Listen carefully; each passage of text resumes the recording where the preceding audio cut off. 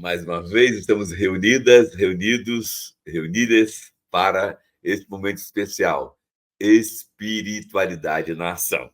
Vocês sabem que aqui somos uma comunidade macroecumênica, porque temos pessoas evangélicas, pessoas católicas, pessoas Xexonoye, pessoas das matrizes africanas e várias outras expressões, bem como pessoas que decidiram ser desigrejados.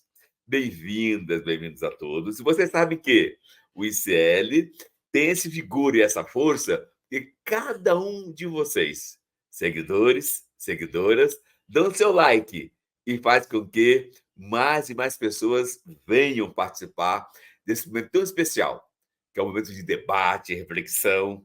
Agora mesmo acabamos o ICL 2, onde várias notícias foram abordadas com visão crítica, madura, corajosa, compromissada. E agora, essa pequena pausa espiritual, onde a gente discute todos os problemas, mas com a visão mais espiritual e com a visão mais popular, a nível de que o povo está e deve falar, participar. Este povo hoje está sendo convocado a refletir, especialmente esse desafio: participação política.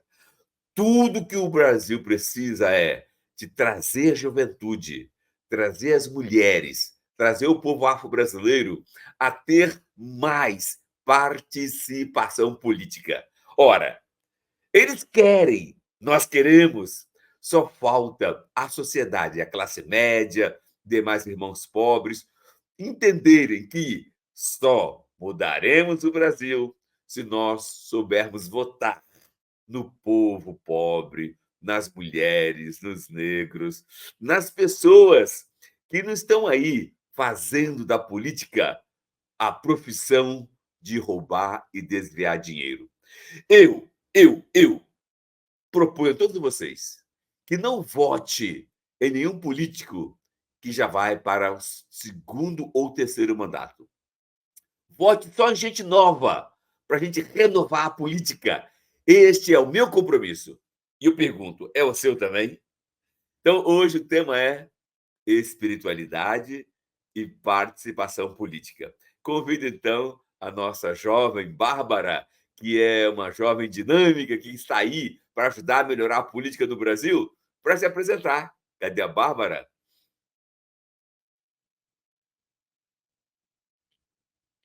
Bárbara, portanto, é uma guerreira do Rio de Janeiro, das periferias. Bárbara, se apresenta para nós, Bárbara. Olá, Frei Davi, boa noite, pessoal que está todo mundo assistindo. É um prazer estar aqui online com todo mundo. Me chamo Bárbara Barros, tenho 22 anos, sou de Bangu, da Vila Kennedy, na zona oeste do Rio de Janeiro. Sou ativista socioambiental e pela juventude, sou uma mulher católica crescida dentro da igreja, fui coroinha. Sou cofundadora do Fórum Estadual da Juventude do Rio de Janeiro, idealizadora aqui também da Agenda Bangu, e atualmente resolvi aceitar o desafio de estar pré-candidata a vereadora na cidade do Rio de Janeiro, justamente por acreditar que nós precisamos de uma renovação política, precisamos de rostos novos e de pessoas que queiram, de fato, fazer a mudança para a população carioca. Eu acho que isso é um pouquinho da Bárbara, e a gente pode... Quer dizer que Bangu vai ter juventude para todo o Rio de Janeiro poder avaliar e dar o seu voto em uma negra mulher compromissada, é isso mesmo? Exatamente. Teremos uma mulher preta, periférica, lutando por um espaço na Câmara Municipal. Porque, Frei, chega a ser até vergonhoso, dentre 51 cadeiras na Câmara do Rio de Janeiro, apenas 10 mulheres. Então, é uma porcentagem completamente desproporcional. Quando a gente fala de mulheres pretas, é menor ainda, nós temos 3 ou 4 vereadoras. Então, nós precisamos, de fato, lutar por essa representatividade para ocupar esses espaços. Pois é, olha só, o tema de hoje é espiritualidade e participação política. O segundo convidado é o Derê Gomes. Cadê o Derê? Olá, boa noite. Derê, quem é você? Fala pro povo aí.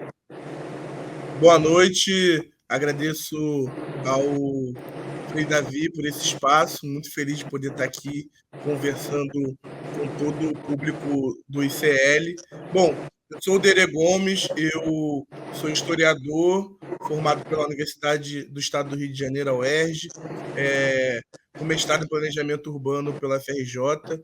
Eu sou cria do Complexo da Penha, da Vila Cascatinha, né, e milito há mais de 10 anos aí nos movimentos sociais do Rio de Janeiro. Eu sou diretor da FAFERJ, que é a Federação de Favelas do Estado do Rio de Janeiro, uma das instituições de favela mais antigas do Brasil, que ano passado completou 60 anos de existência e de lutas pelas favelas do Rio de Janeiro. Sou militante das Brigadas Populares, que é uma organização política nacional de luta por moradia digna, e aqui no Rio de Janeiro a gente organiza mais de 1.000 famílias em ocupações urbanas, sem ter nenhum despejo até hoje. E sou fundador e articulador nacional da Ação Negra, que é uma articulação nacional do movimento negro brasileiro, que reúne entidades, ativistas, militantes, intelectuais do movimento negro.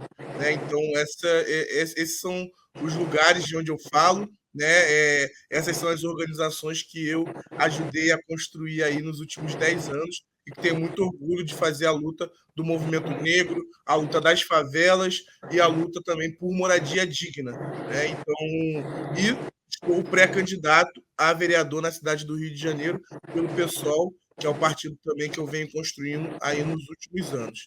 Então, também esse é um candidato? pouco... Também, pré-candidato. Poderei. Veja só, o programa é de espiritualidade.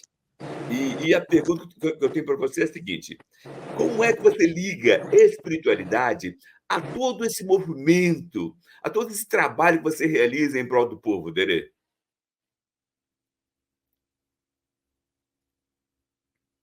Africana, sou de terreiro, também sou um bandista também. Então, eu entendo que a minha participação política ela vem muito dos ensinamentos que eu tenho e que eu tive no terreiro, né? Eu, na verdade, também já fui cristão católico, né? Fui batizado, fiz a primeira Eucaristia, e hoje estou no candomblé. Então, a espiritualidade ela sempre fez parte da minha vida e também norteia a minha ética política, né? Então, o que eu aprendo com os meus mais velhos e as minhas mais velhas no terreiro é o que me guia para poder estar fazendo essa luta política nesses mais de 10 anos de trajetória que eu carrego. Então, acho que os ensinamentos de terreiro, de solidariedade, de fé, de amor pelo próximo, eles têm tudo a ver com a participação política e com a luta política, né? Então a gente entende que esses ensinamentos eles são fundamentais, né? Especialmente nos grandes temas hoje que a gente vê, não só na cidade do Rio de Janeiro, mas até temas globais como o combate à fome, como a emergência climática e, consequentemente, né, a preservação da natureza. São temas que estão no cotidiano dos terreiros de matriz africana, né, e que são temas que são, para nós, muito caros. Né? Essa nossa relação com a natureza, né, de preservação da natureza, né, a questão de compartilhar, né, o alimento, de combater a fome. Então, acho que tem tudo a ver, né, a minha espiritualidade com a minha militância política nesses últimos anos. Excelente. Bárbara, veja só, espiritualidade é a proposta do programa. Como você liga espiritualidade à construção de um Brasil melhor, de um Brasil ideal, um Brasil onde todos possam se sentir felizes, incluídos, acolhidos, abraçados? Perfeito. Eu acho que eu faço um pouco das palavras do colega Derê, das minhas. Enquanto jovem que cresceu dentro da Igreja Católica, cresceu cercada. Eu tenho minha mãe, ela é teóloga por formação. Então eu acredito que por mais que nós tenhamos um Estado laico, no qual cada pessoa pode exercer o seu direito de professar a sua fé no que quiser, é extremamente importante nós pensarmos em todos os princípios básicos. Então, nós temos que ter essa harmonia, nós temos que ter amor aos irmãos e amor às pessoas, por mais que nós tenhamos divergências políticas, a gente não pode simplesmente ter sentimentos de ódio, sentimentos ruins, porque eu acredito que política pública ela é feita com cuidado, ela é feita com afeto. Então, a partir do momento que você cria muitas intrigas e muitas brigas, muitas rivalidades, a gente acaba levando tudo para um lado pessoal e não cuidando da nossa nação como nós devemos. Então, é super importante nós termos esse cuidado. Por exemplo, nós temos aqui, eu sou do Partido dos Trabalhadores, a gente tem um colega dele que é de um outro partido do PSOL, e estamos aqui, plenamente, às 7h47 da noite, tendo um bate-papo super importante sobre política, sobre participação política. E a gente consegue exercer o nosso diálogo, e é extremamente importante. Eu acho que o diálogo, ele é primordial para que nós consigamos viver numa sociedade completamente harmônica. Excelente demais. Dere, veja só, todos nós estamos conscientes de que o povo perdeu um pouco o encanto pela política, por um lado. E, por outro lado, se criou uma estratégia de fazer política na mentira, na fake news. São duas coisas estranhas. Por um lado, o povo mais comprometido se afastou do compromisso de transformar a política em um espaço de construção de Deus em nós. Por outro lado, a direita transformou a política em um poder de divulgação de fake news que não tem mais limite. E eu peço a Deus que o nosso querido STF consiga, bem como o Tribunal Superior Eleitoral, esses dois tribunais, consigam punir emergencialmente todos aqueles que, na eleição passada, bem como durante esse período último, estão investindo forte em fake news. Berê, como você vê a participação política do povo mais comprometido, que quer uma política mais honesta, mais equilibrada, e, ao mesmo tempo, por outro lado, esse grupo que investe em uma política da fake news? Veja, Frei, eu acredito que as duas coisas elas estão conectadas, né? Acho que, em primeiro lugar, existe uma relação muito forte das classes dominantes de desacreditar a política justamente para que a classe trabalhadora não participe da política, para que as pessoas de fé que têm ética política não participem da política. Então, as classes dominantes elas fazem de tudo para afastar o povo da política, porque aí a política fica para eles, né? E a ascensão da extrema-direita ela é consequência também dessa despolitização da população. Então, quando você despolitiza, quando você criminaliza a política, quando você acha que coloca todo mundo no mesmo balaio de gatos, isso faz com que a extrema-direita ela possa ascender ao poder, né? Na lógica do contra tudo que está aí, sendo que a gente sabe muito bem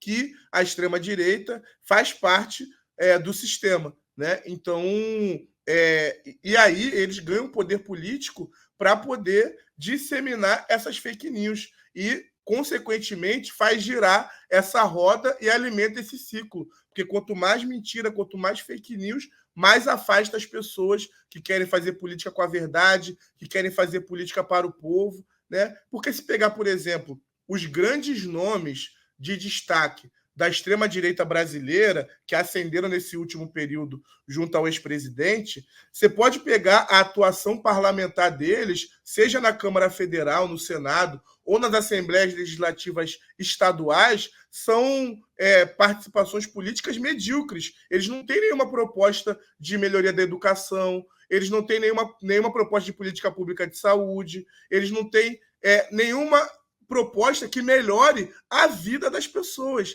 né? Eles acabam ganhando uma visibilidade por fazer a política de ódio que a Bárbara falou muito bem aqui. Eles ficam lacrando, ficam atacando as figuras de esquerda. É assim que eles ganham notoriedade. Aqui no Rio de Janeiro, por exemplo, a Bárbara e eu vamos disputar com uma figura do MBL que também está com muitos seguidores na rede social, fazendo uma política igual a do Gabriel Monteiro. E a gente viu o que levou essa política do Gabriel Monteiro, né? Esse sujeito que eu estou falando, que eu não vou citar o nome para não dar ibope, ele não quer fazer o debate político né? Não quer disputar ideias, não quer apresentar um projeto para a cidade do Rio de Janeiro para melhorar a vida dos cariocas, para melhorar o transporte público, que está um caos, para melhorar a questão da saúde, para melhorar a política de moradia. A cidade do Rio de Janeiro não tem nenhuma política de moradia. Então, a extrema-direita não quer debater o combate à fome, né? O estado do Rio de Janeiro tem 10% dos famintos do Brasil. Então, essas figuras da extrema-direita, elas não querem debater esses grandes temas, porque sabem que não tem proposta para eles. Então, para essas figuras, é melhor trabalhar na fake news, no ódio, para afastar as pessoas comuns da política, para afastar a classe trabalhadora da política e deixar a política toda para eles. Entendi. Ô, Bárbara, veja só. Participação, conscientização é quase que sinônimo de presença de Jesus no meio do povo. Jesus reunia o povo para debater em vários espaços do dia a dia. Jesus estava constantemente conscientizando. Por isso, espiritualidade e participação política. Jesus reúne o povo em grupo, manda sentar na relva após momentos de formação e, chegando a hora da refeição, ou melhor, passando a hora da refeição, não tinha comida, Jesus manda o povo sentar em pequenos grupos. O que é sentar em pequenos grupos? É debater e buscar soluções. E ali apareceu solução. Pães e peixes, que ele multiplica e partilha. Na política, o que é isso, Bárbara? Pão e peixe para multiplicar e partilhar. Eu acredito que na política, pão e peixe, ele é de fato políticas públicas eficientes. Porque eu acho que, como já foi comentado aqui, o grande erro de quem não gosta de falar de política, porque num contexto geral, a população geral não gosta de falar de política, nem gosta de se envolver com política. E o grande erro dessa população é justamente esse, porque quem não gosta de falar de política vai ser governado por alguém que gosta. Então é extremamente crucial que nós entendamos quais são as políticas públicas eficientes para a população e eficazes. Aqui no Rio de Janeiro, por exemplo, a gente está passando por um problema muito grave com a mobilidade urbana. O que eu quero dizer, a população da Zona Oeste, que é a maior área do Rio de Janeiro, não consegue acessar o centro da cidade tranquilamente. Ela leva em torno de 1h30, 2 horas, às vezes até mesmo 3. Eu, particularmente, já passei 6 horas por dia em transporte público para fazer o trajeto da minha casa para o meu estágio e depois para a minha faculdade. Então, é importante a gente conseguir pensar em como conseguimos fazer políticas públicas que, de fato, agreguem toda a população. E aí, pela população, eu digo pela população mais pobre. Como a gente consegue entender que as nossas políticas assistencialistas, elas vão levar a população a ascender de alguma forma. Então, é muito pensar no... Nós temos atualmente políticas que ajudam crianças na escola. A gente tem agora o famoso programa Pé de Meia. Esse programa serve para impulsionar o jovem que, quando sair do ensino médio, ele consiga ingressar diretamente no... fazer o Enem e ingressar na faculdade, que ele consiga ficar tranquilo, que ele não tenha que sair da escola, que ele não tenha que sair da faculdade para trabalhar e que ele consiga, de fato, evoluir através do estudo e se desenvolvendo através do empreendimento, enfim, da carreira que ele decidir trilhar, mas que ele, de fato, tenha as possibilidades e que ele consiga alcançar. Então, eu enxergo muito o pão e o vinho como essa forma de alcançar essas políticas públicas eficientes, porque não adianta a gente fazer só para fingir que fez o famoso pão e circo na cidade do Rio de Janeiro, né? Então, colocar uma coisa que na realidade não é tão eficiente assim para a população, só para, ok, eu asfaltei essa rua, eu botei uma linha aqui, mas isso não, de fato, mexe com a população no geral. Então, eu penso que eu faço associação direta. Entendi. Tere, veja só. Me perguntaram, Frei Davi, será que a direita tem ódio e persegue mesmo o povo negro? Olha, irmãozinho, avalia você. Mas vou te dar um exemplo.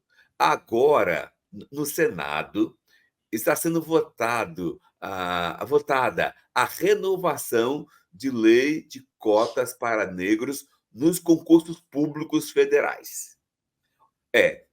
Fizeram lá um trâmite da lei, de modo que, se a lei tiver 2 aprovações na comissão de Constituição e Justiça, ela vai direto para a Câmara, sem passar pelo plenário do Senado. Fizemos um trabalho forte, inclusive tivemos reunião com o Sérgio Moro para tentar ganhar o voto do Sérgio Moro, tivemos reunião com o Bolsonaro, o senador, para tentar ganhar o voto dele. Ou seja, cabe a nós ter o voto de quem quer que seja. O importante é que apoie os nossos direitos. E aí ganhamos na primeira votação de 18-10.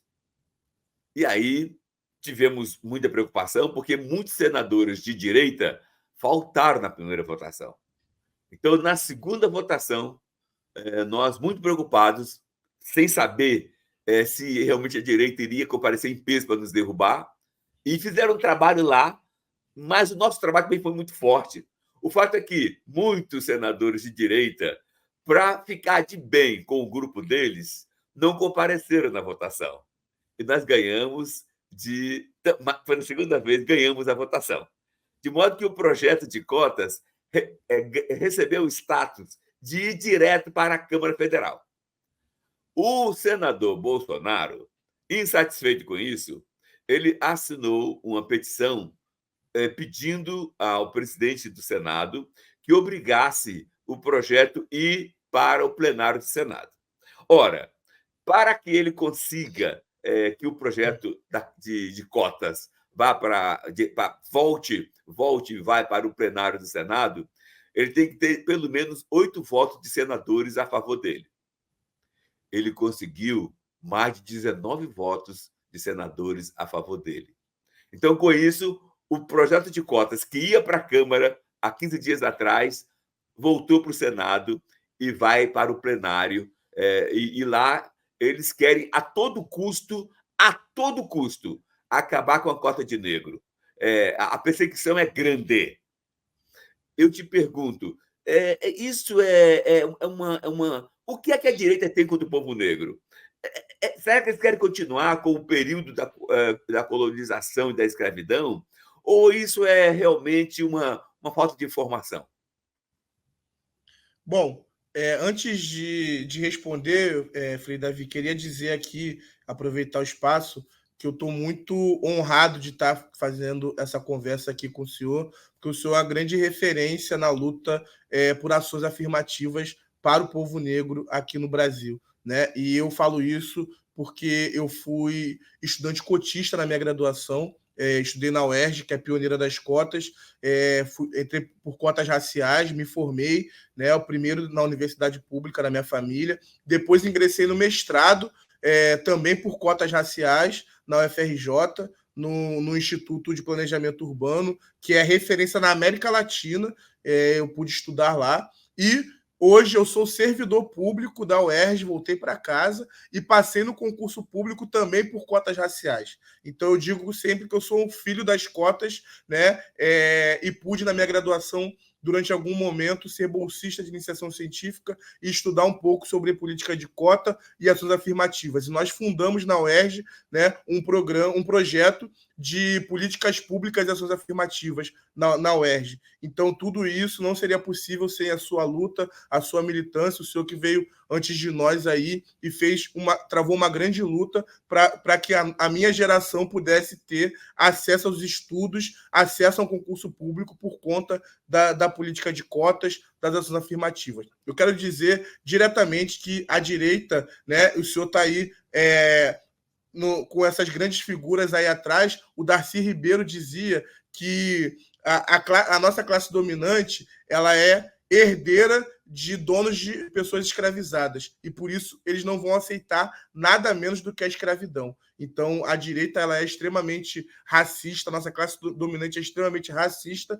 e eles não vão aceitar a política de cotas, mesmo que todos os dados e estatísticas comprovem que a política de cotas raciais é um sucesso. E o nosso 10-0 no STF, pela constitucionalidade da lei de cota nas universidades, mostrou isso. O voto do relator, ministro Ricardo Lewandowski, atual ministro da Justiça, foi uma aula de sociologia, de história, de ciência política, e mostrou que as cotas elas são constitucionais, elas são legais e elas são, principalmente, uma esperança para a maioria da nossa população, que é a população negra, para a gente quebrar esse ciclo de desigualdade social e de miséria do nosso povo. Então, a direita, nessas pautas, a máscara deles cai, porque eles não aceitam ver o filho das pessoas pretas estar na universidade junto com os filhos dele, ser servidor público junto com os filhos deles. Por isso, não é ignorância, é projeto político racista para o país que eles têm.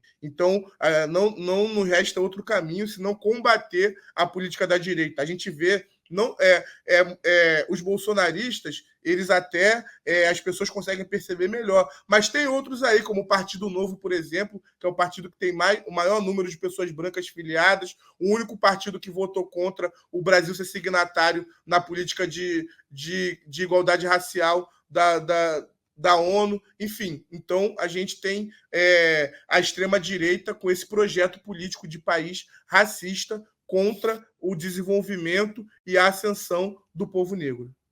Muito bom. Olha, nosso horário está acabando, agora é a sua mensagem final. Então, Bárbara, sua mensagem final para toda a comunidade do Brasil e do mundo que está... Não sei se você sabe, mas esse programa começa com uns 20 mil de pessoas em audiência, e isso vai crescendo no final de 5, 7 dias, pode chegar a 80 mil pessoas vendo esse programa. A gente está parabenizando o ICL pelo bom trabalho, e hoje, logo após o programa, vamos ter aqui às 8, acabando o programa, vamos ter mais um debate. Então, Bárbara, o nosso horário está estourado, sua mensagem final. Gente, já estou ok. Primeiramente, gostaria de agradecer pelo convite do Frei Davi e da ICL. Está extremamente bom ter esse papo, é extremamente importante e crucial. E a minha mensagem final, acho que toda a mensagem aqui passada durante essa noite, ela já foi extremamente importante. A minha mensagem final precisamos pensar e ter um pouco mais de consciência em quem nós votamos. É extremamente importante.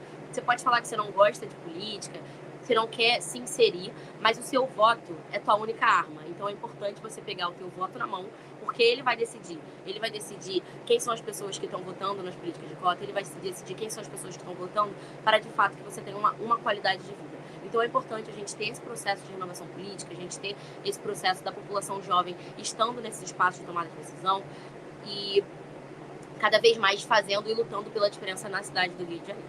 Eu me chamo Bárbara. E é isso, eu me chamo Bárbara, eu sou gestora pública na cidade, estamos aqui nessa luta. Convido a todos a me seguirem no Instagram, que é @barbarabarros.rj, e sigam acompanhando a gente nessa luta. Muito bom. Dele, sua mensagem final. Bom, rapidamente também, só agradecer ao Frei Davi, ao ICL por esse espaço, pedir todo mundo também para me acompanhar na rede, @Dere Gomes Rio, em todas as redes sociais, mas principalmente no Instagram, para vocês acompanharem a luta dessas organizações que eu falei. Acho que é fundamental, esse ano é um ano eleitoral, né? Que todo mundo tenha consciência na hora do voto, mas independente de eleição, que todo mundo se organize em movimentos sociais, porque a política se faz no cotidiano, seja construindo um cursinho popular para pessoas pretas e periféricas, como é a Educafro, que é uma referência, né? A gente da Faferd criou o Só Cria, que tem polo em várias favelas do Rio de Janeiro, e já conseguimos aprovar mais de 50 jovens para universidades públicas ou particulares com bolsa de 100%. Então, se organizem, conheçam a Educafro, a Faferd, a Ação Negra e todas as organizações que estão fazendo política no cotidiano da classe trabalhadora, nas favelas, nas periferias, nos locais de trabalho e de estudo de todo mundo. Então, se organizem para a gente poder lutar juntos por melhoria para a classe trabalhadora, especialmente para o povo negro e periférico. Eu sou o Dere Gomes. Quem puder e quiser, me acompanhe nas redes sociais e vamos à luta. Excelente. Senhor nosso Deus, nós concluímos esse momento de espiritualidade na nação, pedindo, Pai querido, que envie sua energia sobre todas as pessoas, especialmente a juventude, para que entendam que a participação política límpida é a maneira mais profunda de fazer a espiritualidade gerar os frutos que Deus quer, que Jesus apregoou e que nós acreditamos. Que haja a bênção sobre todos aqueles que estão agora participando desse programa, bem como sobre todos aqueles que estão mandando um like e levando esse programa para mais e mais pessoas. Que nosso Deus abençoe a todos. Em nome do Pai, do Filho e do Espírito Santo. Amém. Boa noite. E aqui eu tenho o que é mais raro e mais importante para o jornalista: liberdade total de opinião. Eu nunca trabalhei numa empresa jornalística onde a gente realmente pudesse dizer aquilo que a gente pensa verdadeiramente. Como é que você vai fazer uma crítica se você tem patrocínio do agronegócio, das indústrias de bebida ou de comida processada? Então, independência econômica, é aí que a gente faz a diferença. Bom, o fato da gente não ter patrocínio, não ter rabo preso com ninguém, acho que dá essa força para a gente poder falar realmente o que a gente pensa, da gente ser independente. Aqui eu tenho liberdade para falar o que eu quero, para ser eu mesmo, eu não preciso mentir. A partir do momento que você trabalha num lugar que você tem a liberdade de comentar, né, de discordar, a opinião é colocada na mesa e todo mundo com a sua opinião soma. O ICL foi escolhido o melhor canal de opinião do Brasil porque a gente está muito comprometido em ter opiniões diversas,